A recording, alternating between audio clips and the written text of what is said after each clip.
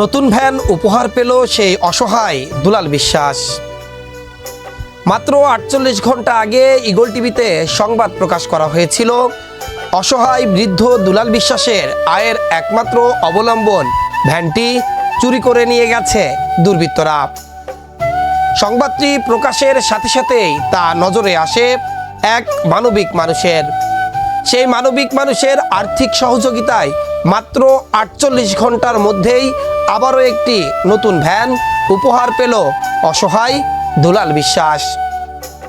আর সেই নতুন ভ্যান পেয়ে মহাখুশি দুলাল বিশ্বাস এবং তার অসুস্থ স্ত্রী। মানুষ মানুষের জন্য, জীবন জীবনের জন্য, তা আরও একবার প্রমাণ হলো। কথায় আছে, যার কেউ নেই তার আল্লাহ আছে।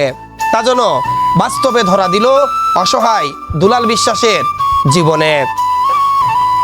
অসহায় দুলাল বিশ্বাসের ভ্যানটি যেদিন চুরি হয়ে যায়, দুলাল বিশ্বাস আর তার স্ত্রীর কান্নায় সেদিন আকাশ বাতাস ভারী হয়ে গিয়েছিল ঝিনাইদহের শৈলকুপা উপজেলার মির্জাপুর ইউনিয়নের শ্রীপুর গ্রামে।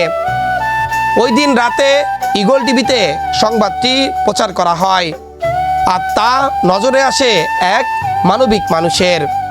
সেই মানবিক মানুষের আর্থিক সহযোগিতায় মাত্র ৪৮ ঘন্টার মধ্যেই অসহায় দুলাল বিশ্বাসের হাতে সে একটি নতুন ভ্যান তুলে দেওয়া গেল।